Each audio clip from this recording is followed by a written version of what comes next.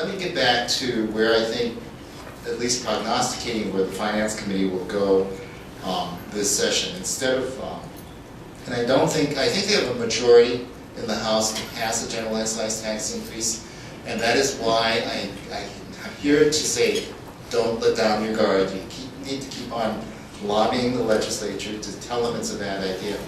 But they don't have the 34 votes in the House to sustain a veto, and the governor has threatened a veto. So I think for the time being, the House will shy away from raising across the board the general excise tax. What has been discussed, and I will tell you, yeah, I didn't get home before 10 o'clock any night last week.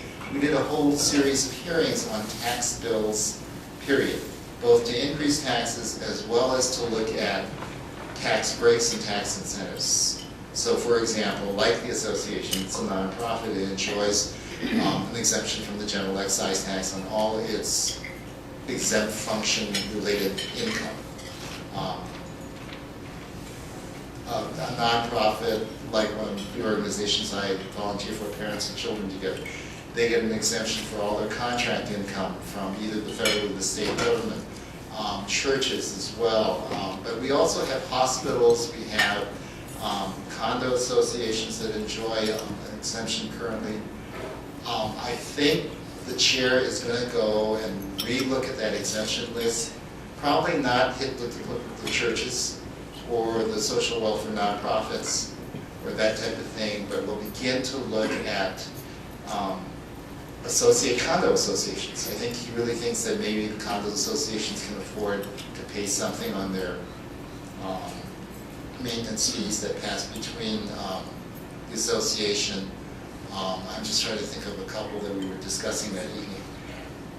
And slap the general excise tax on it, but not at the 4% rate, probably at a 1% rate, and still generate enough money to help close the gap. That is just my prognostication. Please don't take it as gospel. But it looks like the way the discussions were going last week, that's what's going to happen. He's also going to suspend some of the more generous tax credits, like those for high technology. That's $130, $150 million savings per year. It's probably suspended for 4 years. And truly, when you think about it, those are some of the things that we're going to have to sacrifice in return for not raising the general excise tax across the board by 1%. We think it's a plan.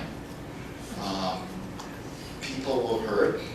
Certainly, the ones who are currently exempt, who may have to pay a 1% general excise, are not going to like it.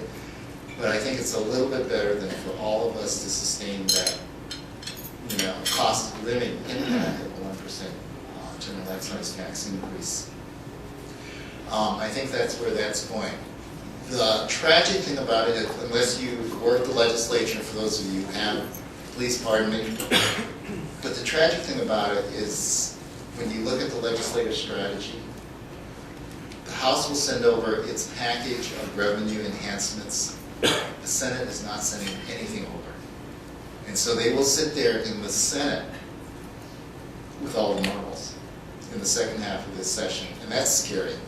That's truly scary because you don't know what then the legislative agenda will be for the Senate. And that's where we'll be watching very, very closely.